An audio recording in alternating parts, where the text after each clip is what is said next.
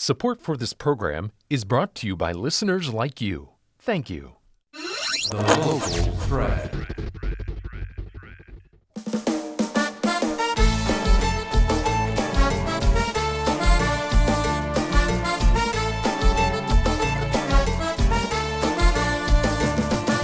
Welcome back to La Prensa Habla. We are here with a new episode for you. Today we're going to be talking about the artist scene in the Latino community.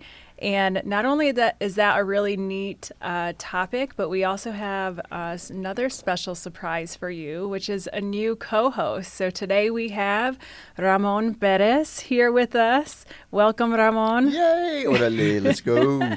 Yeah, so you're new to the scene here. You're definitely not new to La Prensa. So why don't you tell the audience a little bit about yourself so that they can get settled into who we have around the table here today? Absolutely. Thank you, Jessica.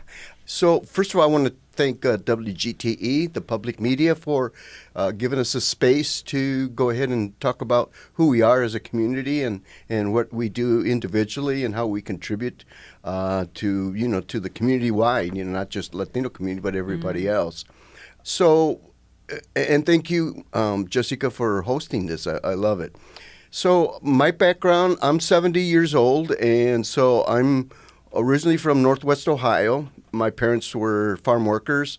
They did the travel around Michigan, Ohio, and then back down to Texas, down by the border. And in the in the mid 50s, parents settled out in Northwest Ohio, Wasion, that area. And so, went to public schools and, was a student at Bowling Green State University and then came to Toledo in '85 and just really got into the Latino community here and just really welcoming. And there's so many great things that were happening at that time and still. And so it gave me a chance to really look around and get to meet and talk to people that I know, particularly in this area, the artistic area. Mm-hmm. Oh, wow, man. Just so many beautiful murals, so many paintings, outside, inside, and just really gave the not just the South End, but the East Side and some of North Toledo, a flavor that we're here. And just some really beautiful stories and symbols. And, myself, tracing back my roots, it's the Cueltecan. And so we're a tribe that's south of San Antonio, out there by the Medina River. And so it was just really nice to do that research and then just to see the symbols and the stories behind these artistic expressions and what they meant to us and to me, and just really identifying as a indigenous person first, and then, from there we go to Raza Mexicanos. But thank you for the opportunity to be here. Oh my gosh, I'm so excited to be sitting across this table with you. Ramon, I first met you when you were doing community organizing on the North Side. And that's just such amazing work that we've had some pretty cool victories, working on another one, I think, here pretty soon. Yes. So it's been a fun journey. But I love it. I love that you brought up the murals as well, because we do have some women sitting here at this table who brought that flavor to Toledo that you were talking about. So we have Tina Tegel and Delfina Zapata. Delfina, let's start with you. Okay. Yeah, you ready? Yeah, I'm ready. Can you go ahead and introduce yourself to the audience? My name is obviously Delfina Zapata. I'm born and raised in Toledo on the east side. Went to school on the east side. Also attended Mercy College and the University of Toledo. I'm a portrait artist. I would consider myself a portrait artist first and foremost, and I have worked on a couple of public art projects here in Toledo. And is that how you met Tina here, or did you know her beforehand? Actually, no, it is how we met. There were a few Latino artists in the area that got together and we collaborated on a mural, and then that led to another mural, and that's how I met Tina. And now we're great friends. That's Nice, so exciting. nice. Well, thank you for being here today. Tina, can you tell us a little bit about yourself and maybe that experience, that mural experience that you had with Delfina? Oh my gosh. Yes. Hello, I'm Tina Tegel. I was born and raised here in Toledo, Ohio. I was on the South End. And I left when I was 18, but then I came back. I lived in Chicago for a while, in the northern Chicago for a while after I was an adult. And I still have a hard time claiming that. But I went there to study animation arts, and then when I moved back to Toledo, I studied studio arts at the University of Toledo. And when I moved back, that's when I met the group, the team. I was looking for local artists. And I met one of the artists who was doing a mural, and he's like, "Come on out, come and join us." And I said, "I'll be back." Say less. Nice. And Yeah, you were riding your bike. I was, and I then Delphina and I. That's where we met. Was doing the murals. She became part of the group. I don't know how she got in, but we were just. That's where we met. And yeah, we've been very close since. We see each other all the time. Call each other. Actually, I'm usually harassing her. Those murals bring so much character to the South Side. I feel like, driving through and seeing them, that's one of the things that makes you feel like, and I know they're on the other sides of towns, but that's one of the things for me to the South Side specifically where I feel like, yes, Yeah. this is the culture. So tell me about when you were creating those, what was it that you were trying to bring to your art?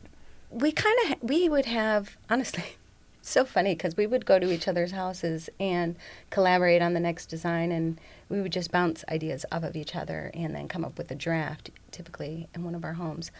But our leader, our powerful leader, Ricardo, he kind of gave us the ability to put whatever we wanted on the wall. He gave us a lot of creative liberties, so we did it. So a lot of us, our style was different, but we made it work. Yeah. Yeah, everybody added a component to the mural, and yeah, like you said, it kind of worked. That's amazing. So is it relatively easy to collaborate with other people, with different artists? I wouldn't say so. I mean, there are people there are people who like to work alone, and I think I can do well with both, but it's not easy, but it works. It can work. We spent a lot of time together getting to know each other. So good. We, even when we weren't working on the mural, we were at each other's homes. I mean, we were doing barbecues. We had a lot of barbecues. Good. I think that brought a group of artists together that didn't necessarily know each other, and Excellent. We ended up knowing each other's families, their and children. became good friends. Yeah. Oh, and we excellent. understand each other, so Right. So no chanclas were thrown around. On those. Well, maybe a few. Maybe a few. Hey, that might make good art too. So what is your favorite piece that's up right now, and what message does it bring to the community? a piece of ours or Yeah. of the group, or Whether it be a mural own personal or piece. Yeah. Well, I did a piece. It's in between Huron and it's over by the farmers market. I can't remember exactly who. I think it was Rachel Richardson that put a group of artists together, and we each got a panel on the side of a warehouse. Yes. And I think for me that piece, because it was my first piece by myself, and I think that one is special to me. It's like about women, affirmations. It's a picture of a woman and affirmations in Spanish, like being powerful and beautiful and Oh, yeah. those kind of things. I can agree to that. Mm-hmm. And what about you, Tina? Do you have a favorite piece of art that's out there that everybody could see? Yeah, so I worked with her on that same wall. Well, not on her. I had my own panel. They ended up taking that section out because there was a hole there. But I love that. I love that painting of yours. Oh. I've seen you do that on different Forms. like on forms, on canvas. I I've would seen you say do it that a few I times. was also working on another piece on the east side, and somebody stopped and seen it and said, "You must have done this one and this one," and I'm like, "Yeah." And they said, "Well, we can see it's Is that right? It's, You have a certain style, so Nice. yeah." That was very cool. So it was. I was really happy to see her put that out there because I've seen her do it several times before in different styles, different ways. And I would say that my favorite is actually one that I had done. It's behind the Providence Center. Mm-hmm. That's right. She actually reminded me what it was called. Yes. It's actually a mural of. It's called De Colores, and it's about the beauty that our people bring to the U.S. and the colors, the music, the culture, the food. I mean, Love it, love it, love yeah. it. So that was what my mural is about. One of the things I'm going to like to find out also is, what inspired you to become the artist that you are? Like, were your parents, did you have older or family members or, relatives or, where did this come from? Me first? Yeah. This is Tina speaking. Anyways, my parents were, my father was a welder, so he did a lot of welding, metal art. And then my mother was, she sewed all of our clothes. So I grew up in that generation. And she would also, oh man, that woman was so innovative. She was so creative. So anything we didn't have, we could make, and literally did. And we all grew up like that. All of my sisters are artists. We have some oil painters, oil pastel. We also have another seamstress. One of my sisters is a seamstress. One of them is a woodworker. And another is a ceramics. So it sounds like all of this evolved from your mom and dad. Absolutely. We were very creative. We grew up that way. And we used to have this closet. Well, it was my sister's room. I have the 4 older sisters. There's 7 of us. The 4 older sisters, they had this room that they shared, and it was pretty huge. And they had 2 giant closets on either end. One of the closets they used to draw in and paint in there and whatever. Nobody knew except for us, the kids. And private studio, huh? Yeah, we had our own little studio, and they would draw on the walls and everything. And I used to go in there and lay down and just look at all the pictures because they would do the ceilings and everything. Yes. And so when I grew up, I would see those all the time. And then I would want to go in there and draw, but they really didn't want me to. But then as they got older and they left, then I could go in there and do whatever I wanted. Good for you. Then it was your studio. Then it was my studio. Yeah, that became your space. Oye, Delfina, how about you? My mother's an artist, pretty well known in Toledo for her piñatas. She does a wonderful job and can make just about anything. And she also draws. I have a younger sister who's also an artist, and my daughter is an artist, and she's currently at BG for arts. So I would say I get my artistic talent from my mother's side of the family. Since I can remember, drawing, coloring, and specifically portraits, imaginary or people around me, that seemed to be my thing, and I've continued to do so. Yeah. I imagine if I'm a teacher and I'm in a classroom and I'm walking up and down the aisles there and I'm walking past you, Delfina, and there you are doodling on your paper, and then you probably, drawing something, and probably the same thing with you. Oh, yeah. And I've gotten in trouble in school. I've gotten in trouble in school for drawing on paper. Sometimes I would draw in my hand. And is that right? Tina, you too? Oh, yeah, Pay absolutely. attention. Uh-huh. And I find myself, even today, drawing. If I'm talking on the phone, forget it. If there's a paper and a pen in front of me, there's going to be a drawing in front of me. And I've recreated a lot of those drawings into actual paintings, so incorporated them into it. And she and I had talked about it before, how it's funny how things that we've sketched before, drawn before, how they ultimately end up in a painting that we had no idea we were going to paint later on in life. But it's just that image just incorporated. Yeah, you draw from your past memories. And yeah, maybe in the next segment, I'd like to hear, do you dream about your drawings and sculpting and get ideas sometimes from your dreams? It literally wakes you up. Sometimes, yeah, it has. I mean, it doesn't happen for me too often, but when it does, I know that it's okay, I have to do this. Yeah, because there are moments where I don't produce any art, and then there are moments where I feel like my creativity is active, but when those moments, when we start dreaming or thinking about them, then this is a sign you have to do it. Yeah. It's creativity builds creativity. So as long as you're creating, you will continue to create. Yeah. And this is something I thought, what are you working on? Nice. Are there times in your life, like you're talking about, where you kind of fall out of it and you're not practicing? Does that do anything to your spirit, your person? What does that feel like to go ebb in and out of it? I think when I get back into it, I notice the power it has to make me feel good, to make me energized. And yeah, art has helped me, my own mental well-being. So sometimes I do struggle to, because I feel like I'm not creative, and those are the moments that I don't produce art. And I don't know if it's something that reminds me, or I remind myself, or I see past artwork that I've done that sparks that creativity again, and I'm like, oh, okay, let's do this. And Nice. So it's definitely something that's helped you out of hard times. oh, I would say so. Yeah, definitely. And I think a lot of the time, like I said, when I do step away from art, it's maybe not being confident or not feeling like I'm creative enough, or my ideas aren't fresh. They're not like, it's not going to work. So like we were talking about dreams, that would spark. Oh, so that might be something that brings you back out of the funk, maybe. Yeah.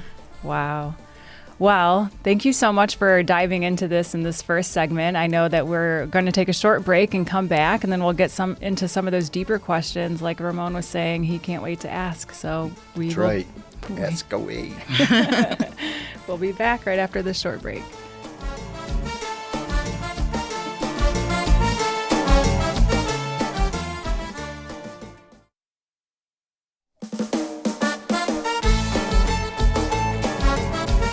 Welcome back to La Prensa Habla. We're here with co-host Ramon Perez. Ramon. You got it, sister. And we have our guests here, Tina and Delfina. We were just talking a little bit about how Delfina at times ebbs and flows out of her artistry. But Tina, tell us about you. Does that ever happen to you? Do you ebb and flow out of the work, or is it something you are consistently doing? What does that look like for you? Well, just like working out, going to the gym, eating right, you know what's good for you. Mm-hmm. And so, yeah, I do fall out of it just like I do those things. I know I have to get back in the studio. It's without a doubt. Without it, goodness. So what's going on in our world right now? I was talking to Delfina about this before, like how I have all these paintings that I'm working on just to deal with what's going on right now. So much of that, I'm such a vocal person that it would be difficult for me not to rant and rave. So let's just put it on a canvas. Good for you. Yes. Although I would be interested in the ranting and raving, though. Me too. Let's do That's both. another segment. To be continued. Yeah. I wonder, because like I said, I know Ramon from community organizing, and we do some work in the community, whether it be, fighting for basic legal rights or, working to get our people a seat at the table or legislation passed, whatever it might be. But it makes me think about art, like in the resistance movement, Right. and community organizing. What role have you seen, either from your studies or your personal life? Like, what role does art play in resistance or in the political climate?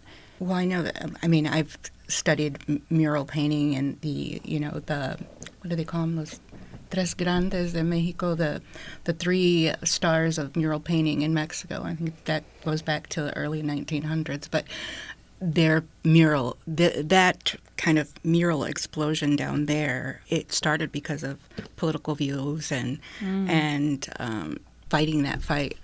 And I think as a culture, as a community, Latinos tend to create art based on those types of issues. I think it comes natural to us. Yeah, we're just very expressive. So I can't imagine. I would almost bet that most artists are very, passionate about how they feel politically and being on the right side of history. Let's just call it that. I have my own ideas and my own feelings about it all. And yes, I am, trying really hard not to be too passionate about it here. I'm not. I am absolutely for our people, and I really want to do more than just express myself with art. Give me something. Give me a way to help our community. I don't know what that is. I've got a great space where if somebody wants to come and hide in my place, like, that's me. But I can't, I don't want anybody knocking on my door trying to take me in for helping somebody, but that would be me. Right. But I think art, you conveying that through art, it unifies people. I think people see that, and it invokes emotion, and it can change hearts and in people's minds if put it out there. Yeah, put it out there. You know what? You're exactly right. I get so many images when you all were just talking about that, and I think it's great that Jessica, that you going into that realm, because sometimes I'm not really sure how much of this I can get into as far as like social justice issues. Right. It's such a big deal right now, and so there's just so much going on. I mean, good, bad, and ugly. And so, and expressing that in a way that, people can look at in terms of like public art, flyers that go out. I've seen those where people put some really cool drawings and messages. You can tell. Oh, that's a great idea. You know what I'm saying? Yeah. I've seen that, and some of these I keep. I frame them because they're just such beautiful art, and you can just tell by what the drawing is.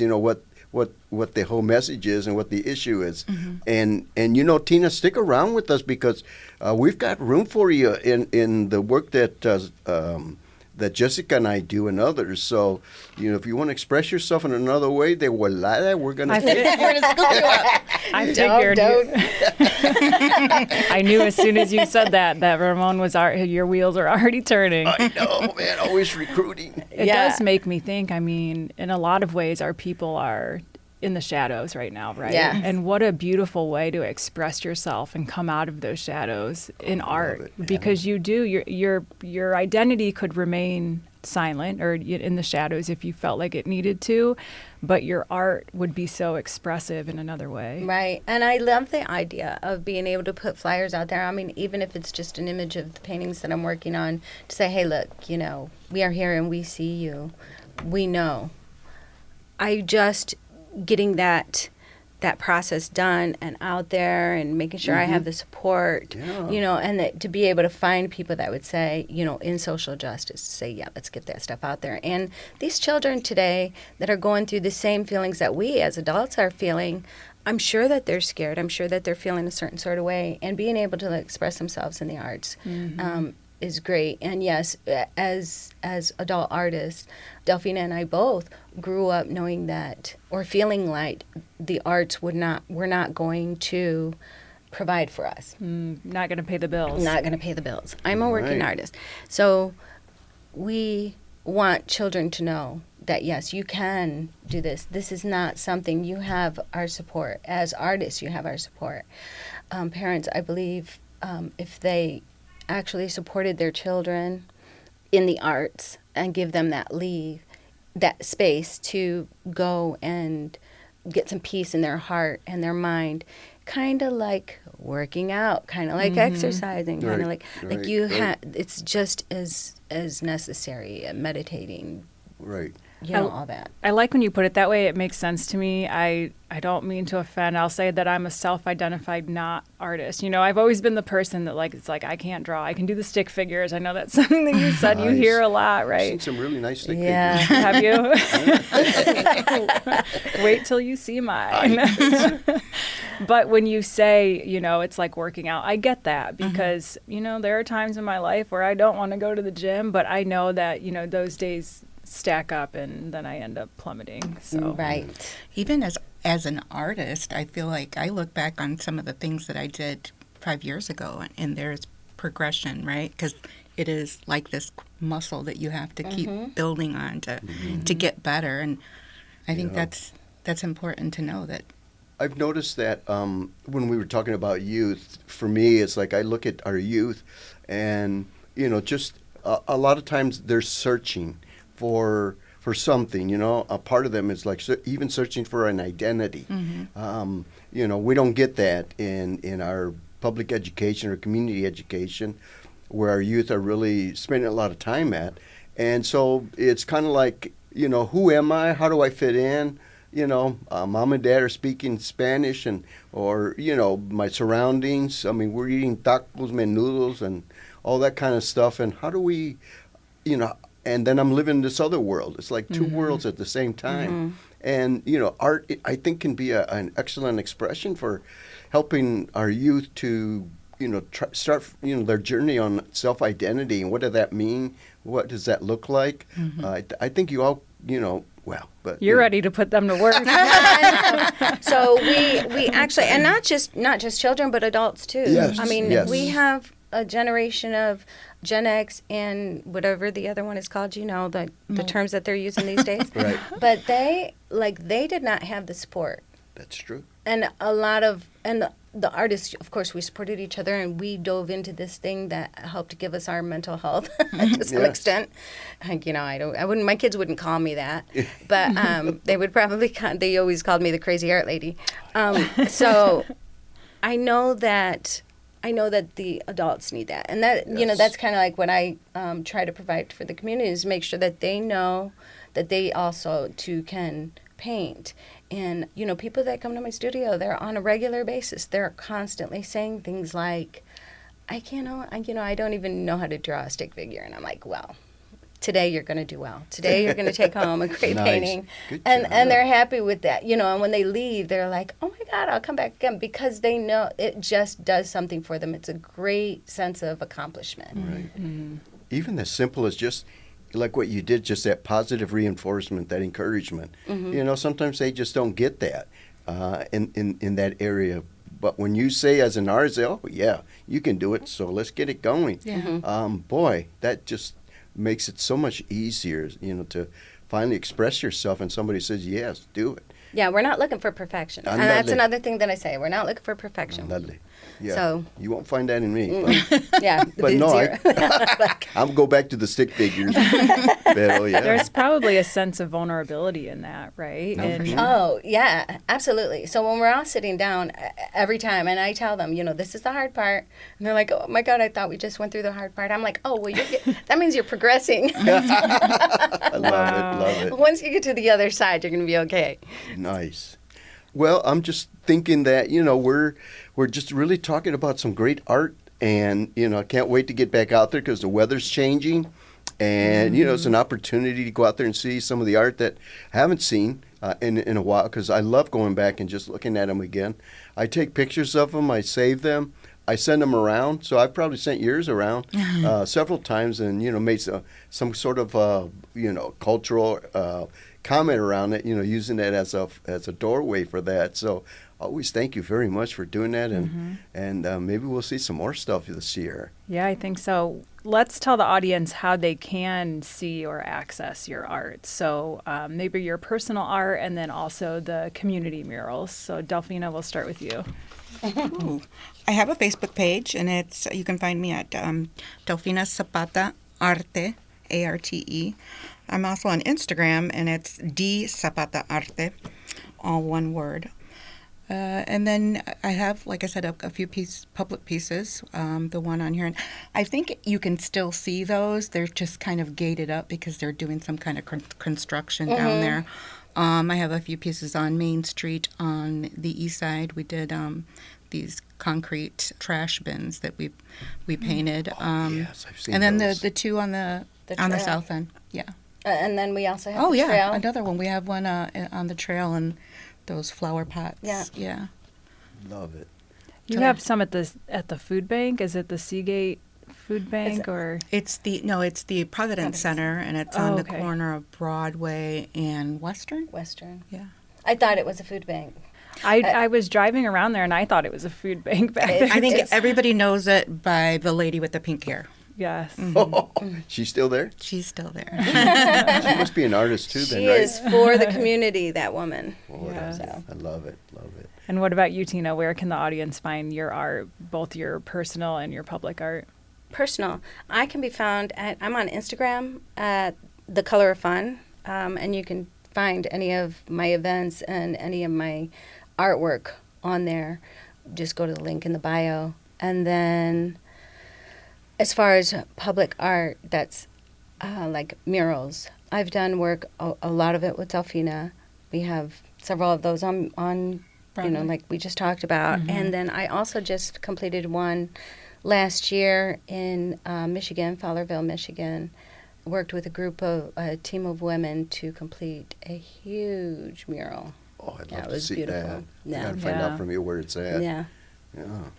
And you also do kind of like a traveling studio. Do you have a main location somewhere? What does that look like? So I have a studio in White House, Ohio, on Wackerly Road. I have events there, and people can also come in and schedule. I do a lot of private events. I try to do at least one a month. Sometimes I get more calls, but sometimes I've already scheduled an event, so I can't accommodate them.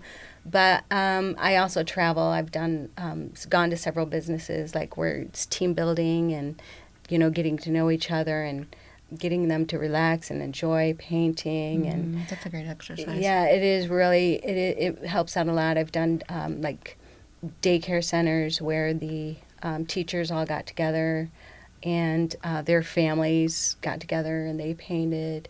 I do a lot of families, so where they either come to my shop. Actually, the women that come to my shop are usually like besties and cousins and Yes. sisters, and It's they like girls' come. night Yeah, out. girls' night out, and it is huge. Like they do a big to do, and I love it. I love it. It's like the greatest thing to see that sisterhood, and then also women supporting women, and then I also do like go to people's homes, like for birthday parties and whatever. And I've done, families from grandmothers all the way down to the Wow. teenage You boy. are busy, mujer. Yes, I love it. I love it. It's one of my favorite things to see people create and go through the process. And there is some stress in it.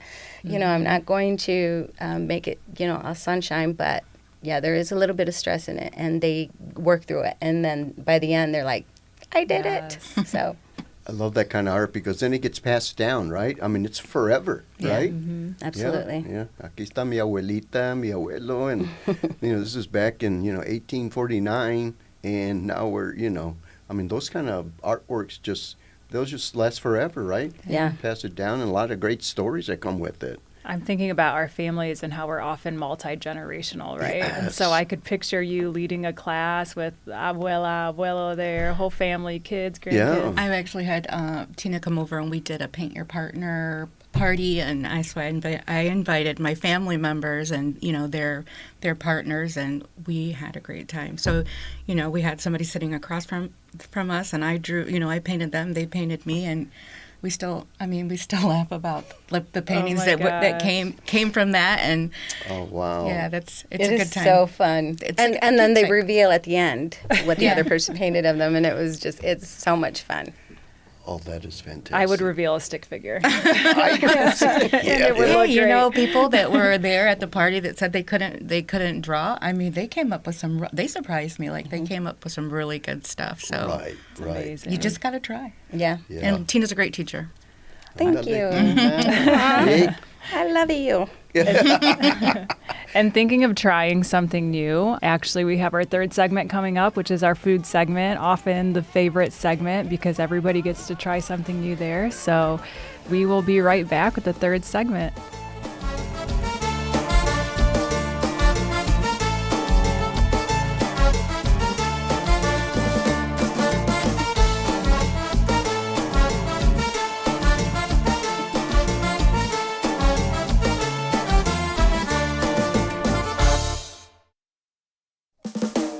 All right, welcome back to the last segment of La Prensa Habla. We've got a really special guest here today with us, Jose Bernal, and he'll be talking shortly about his meal that he prepared for us. I can tell you right now, it is delicious, but we'll talk more about that.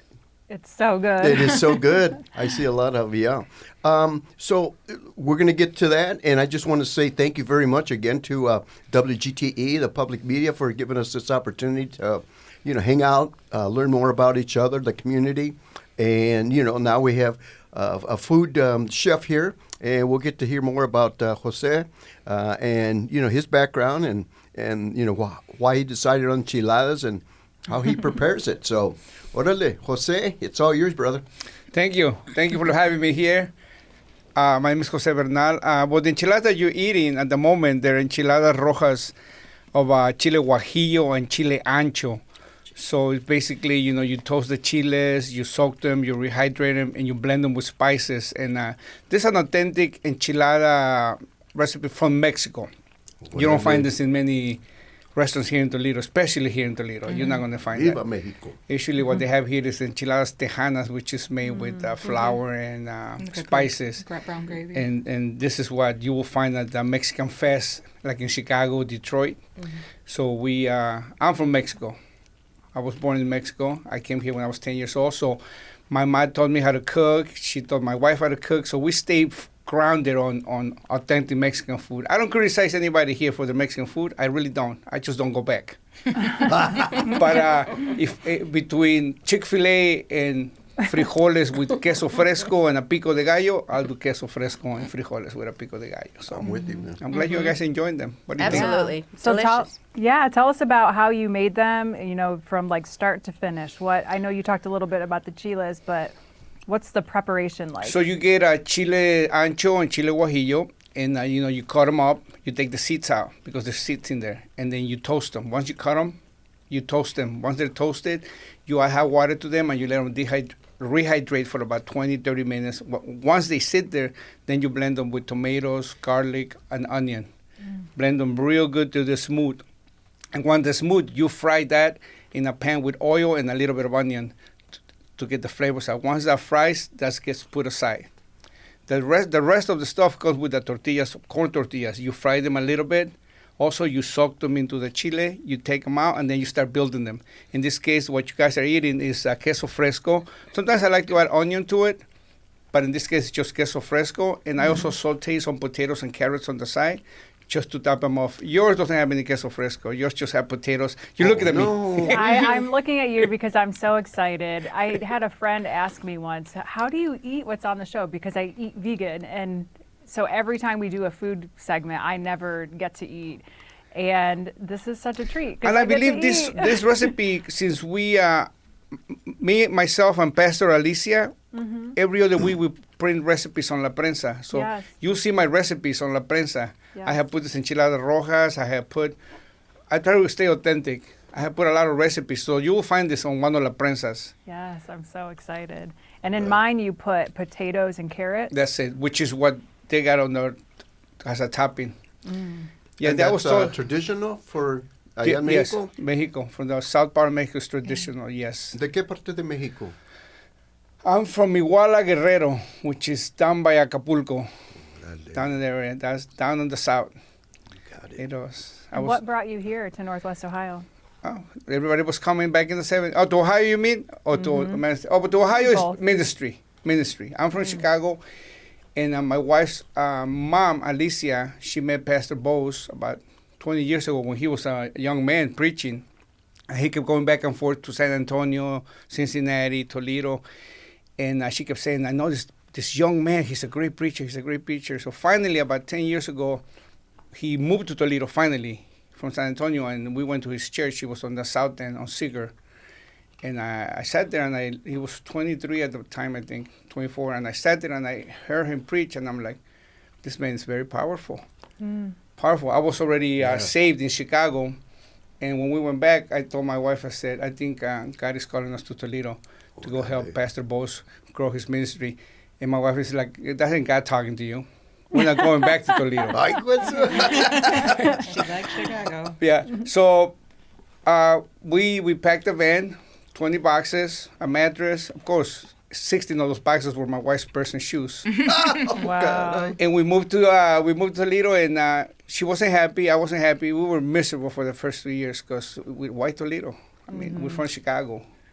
And it was rough for us, but we finally, once we settled and we understood our purpose, it just started going forward. And I love Toledo now. I really do. I love Toledo. I can go anywhere here in Toledo. Detroit, Cincinnati, Cleveland, Tennessee, Canada. It's just, I go back to Chicago and I miss Toledo. I really do. Check it out. And you said that you found your purpose here in Toledo. So what is it that you do now that's fulfilling to you? I'm the Spanish pastor for the church. I'm also the men's ministry leader at the church, and I'm a counselor. We counsel a lot of Hispanic people. We target Hispanic people with our mental health facility, but we don't discriminate against anybody that comes through our doors. I happen to run the IOP SUD groups, which is people with drug addiction. I run a group, and we counsel them. And since we're a church, we're allowed to talk about Christianity. So the first thing that we do is introduce Jesus Christ to them, get them spiritually grown, and once they have established that, we start working on their addiction, which is there's a lot of here in Toledo, a lot. And I had to take like classes for like 6 months, and I didn't know nothing about it because before that I used to be a general manager for the Toledo Mohens as a chef. Actually, I was their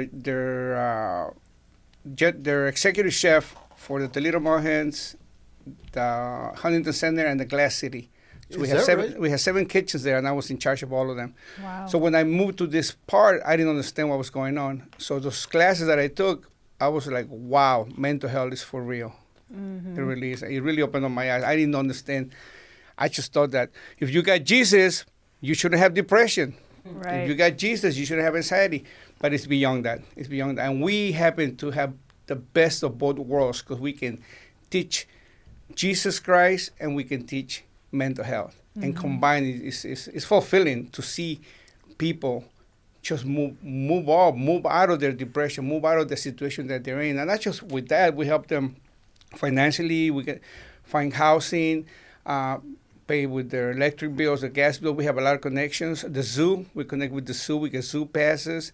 So there's a lot of benefits to our program, and we see a lot of Hispanic people feel more at ease because a lot of them don't want to come out, especially now with the situation that we're in. Yeah. They don't feel comfortable at all, and when they come to our facility, they feel like they belong, and that's rewarding. That's my purpose. I felt like I found my purpose doing that. That's amazing. And it takes a special kind of person or people to, for the folks that are coming to see you, to feel, welcomed, to feel like, somebody really cares and, can take them and lead them and they themselves let you, help lead them, to get them going, take those first big steps. And, I can feel that from you. Yes. You got it really con pasión, as you call That's it. what we call it, compasión.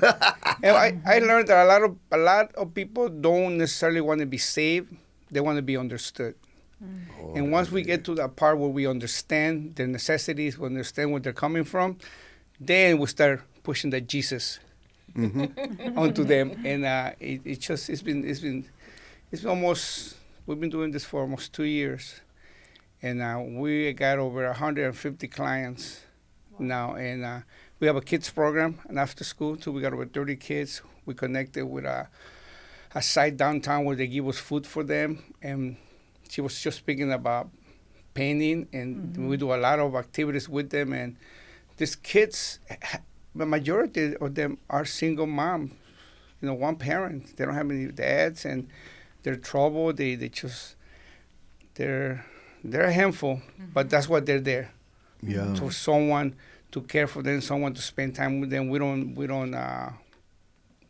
don't go back and tell their parents your kid was terrible today. We just try to help the kid because that's why they're here, and they get a meal. That's a great thing. Yeah. I mean, they come hungry. They really do. They come hungry. They eat. They get a meal. They get a snack. They're long days. They're 9 to 7 days, Monday through Friday, but it's rewarding. It really is. As a single mom, I can kind of relate to that. My kids grew up, and I was a single mom, putting them through, and also going to art school and everything while they were going to school, and wherever I could find good work was kind of like how they functioned, and we, exposing them to people that can actually give them something that I can't was real important. And so I could see, that service that you provide as being like critical for these single moms. I'm sure that they appreciate it, and it's difficult. It's very difficult. So to have that kind of support is real important. I think about I that. searched for it. Like I was calling people like, hey, you need to teach my son how to fish. Like I was doing that kind of stuff, because I knew I couldn't do everything. And being able to ask for help and being somebody shaming them for not being able to ask for help is what makes that difficult for them to do. So if there's programs like this that can help these people, is very important. I learned early on that asking for help is like key. Like, One of the you need to be advantages able that to we ask for help. have as well is that we are, I believe, the only mental health facility in Toledo that has Spanish-speaking counselors. Yes. We have Yes. 8 counselors, and 6 of them speak Spanish, and we make sure they do that because other places, not going to name them here, but they have counselors who, they don't really speak Spanish or those, but they can communicate. And we find out from our clients when they come to us, they are on medication they shouldn't be on. Sometimes they're having doctor's visits over Zoom, which, I had a guy who was overweight and they were going to cancel his transportation because they seen him through Zoom, so they figure he's okay. But they don't see that through Zoom is that he's 500 pounds and overweight. There's no way he can ride transportation. He needs free transportation. So those are some of the benefits that we have. People feel comfortable coming to us because, Hispanics relate to Hispanics. We have a lot of Guatemalans, a lot of people from Honduras, and not a lot of Mexican people.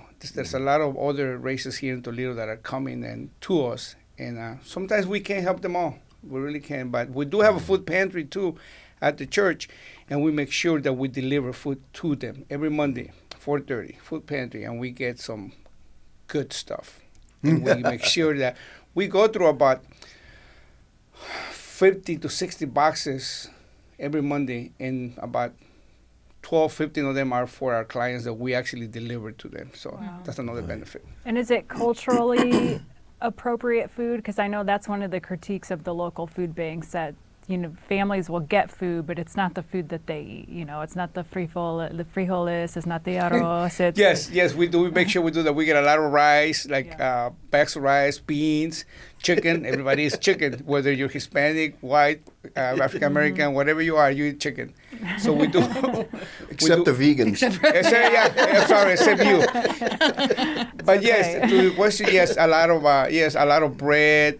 A lot of things that might be beneficial to them, not so much sweets and candy, that doesn't apply. Vegetables, we get a lot of vegetables also for them. So, yeah. What I like about, how you designed your program, Jose, is that it's like a holistic approach. So you're just not going straight into wherever the addiction is. You're also talking about everything else, the rest of the family, the environment. Anything and everything that they do, you're basically, putting it into, or you're recognizing it and putting it into the program so that, because that's, when we all leave here, we don't go basically straight home. There's a lot of things that we're also doing, and you're following that, and I love that you do that, that holistic approach. And it's culturally specific, relevant, all that good stuff. Yes. Dale shine. And families do feel comfortable. A lot of times, some of the parents, they'll come to our service, a Spanish service, my Spanish service, our Spanish service, and they'll come and they'll talk to our therapist. We have a therapist, Laura. Yeah. She speaks Spanish. That's Bishop's grandma, Laura Alvarado. She's our therapist. She's awesome with people, with kids in general. So they enjoy coming. We need more counselors because we have to alternate every other week getting people, because a lot of them don't drive. So we have to pick them up, and then sometimes that can become a little bit difficult. Wow. I keep coming back to the food too, because I know that's why you're here as well. So is the food a hobby for you? Is it your passion in addition to all of this work? How does that speak to Jose, who Jose is? Yes. Cooking is a passion for me. I grew up in Chicago in the restaurant business. I was a dishwasher, I was a busboy, I was a cook, I was a server.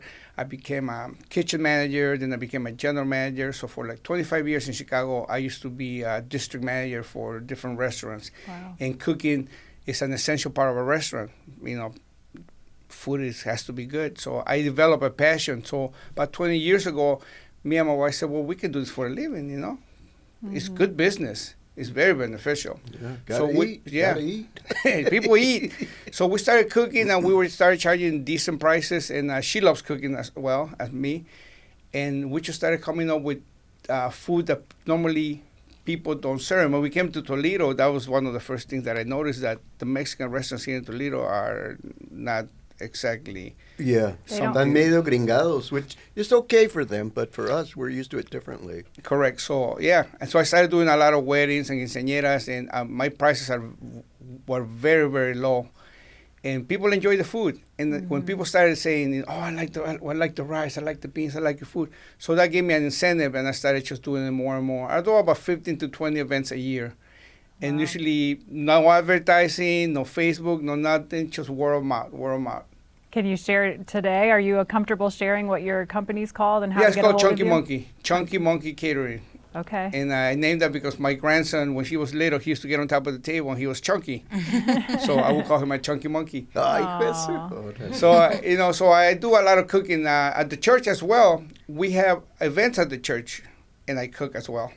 Well, thank you so much for bringing this food. It sounds like, we were able to share your catering company with the world, the WGTE listeners. So I'm thankful for that. It sounds like maybe there's a collaboration that can happen here with Yes. Tina. As soon as he said he did that, I was like, oh. Yeah. Because I want to do also for the military. I forget what it's Veterans? Yeah, the veterans, they have online where you could teach online, but for mental health. But if there's programs where I could help, especially for substance abuse people, that would be, because I think that there really needs to be some help with that. That isn't being provided outside of trying to find a bed for somebody inside of a place that they can't get them to. This is something that we can try to help in some sort of way, just to give them some sort of way to express themselves. And Yes, I love move that. I forward. think this whole segment was very much holistic, like you were saying. It's the food, it's the art, it's the culture, it's the mental health, it's spirituality. It all comes together, and that's very much ingrained into our culture. So thank you all for being here today, and we want to thank you, WGTE, again, and we hope to catch you next week on La Prensa Habla. Pase lo que pase, para arriba, para abajo, fuego nadie me lo va a quitar.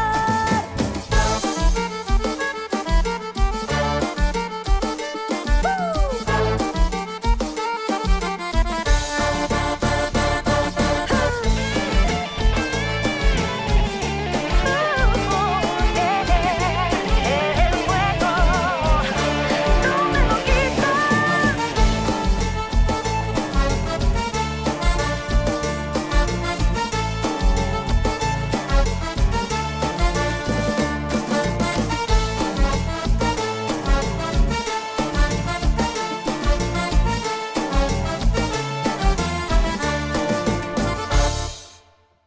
The Local Thread is a production of WGTE Public Media. Episodes can be heard weeknights at 7 on FM 91 or anytime at WGTE.org. The views and opinions expressed in the local thread are those of the hosts of the program and its guests. They do not necessarily reflect the views or opinions of WGTE Public Media.